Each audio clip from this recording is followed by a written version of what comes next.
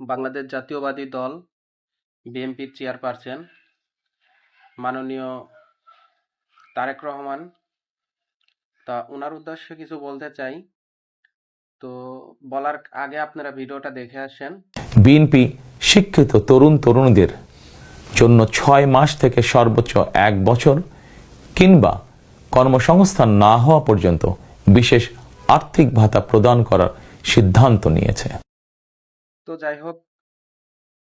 তো যাই হোক আপনারা ভিডিওটা দেখছেন।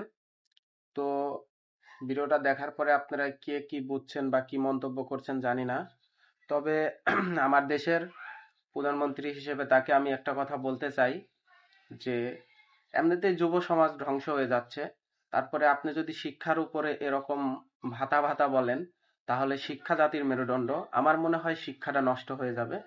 বাট আমার মনে হয় যে এটা না করে সবাইকে সুশিক্ষা দেওয়ার ব্যবস্থা করেন, এটাই হয়তো বা আমার কাছে মনে হয় সব থেকে আপনার জন্য ভালো হবে।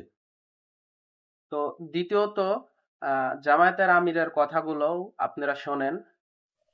আমরা আমাদের দেশকে একটা ফরওয়ার্ড লুকিং দেশ হিসাবে দেখতে চাই। আমাদের পরবর্তী প্রজন্মের হাতে একটা নিরাপদ দেশ তুলে দিতে চাই। এই দেশের বুকে আর কোনো বেকারের মিছিল এবং মুখ দেখতে চাই না। আমরা চাই সুশিক্ষা মতামতে কি মনে এবং হয় প্রশিক্ষণের মধ্য দিয়ে জামায়াতের আমিরের কথা প্রত্যেকটা রাইট তরুণ তরুণীর নাকি হাতকে দেশ গড়ার বাংলাদেশ কারিগরের জাতীয়বাদী হাতে দল পরিণত করতে? বিএনপি চেয়ারপারসন তারেক রহমান শিক্ষার পাঠ চুকানোর সাথে সাথে বেকার ভাতা তো যাই হোক তার হাতে সবশেষে যেন একটা কাজ কথা পৌঁছে আপনাদের যায়, কাছে সেই রয়ে দেশকে গেল। আমরা দেখতে চাই। আমার ফেসবুকে বেকার ভাতা দিয়ে একটা অলস তো আপনারা কুড়ে যদি একটু জাতি সাপোর্ট আমরা দিতেন, তৈরি করতে ফলোয়ার চাই সংখ্যাটা না। একটু বাড়তো। আর বিশেষ করে আমার ইউটিউব এটা কারোর চ্যানেলটা জন্য আপনারা সম্মানেরও সাবস্ক্রাইব করে নয়। দিয়ে আসবেন। তবে আপনাদের হ্যাঁ, কাছে এতটুকু আমার অনুরোধ সমাজে রইল। স্পেশাল নিড গ্রুপস যারা আল্লাহ আছেন, হাফেজ। যারা কিছু করার এবিলিটি সবাই নাই, ভালো থাকবেন তাদের জন্য রাষ্ট্র ইনশাআল্লাহ।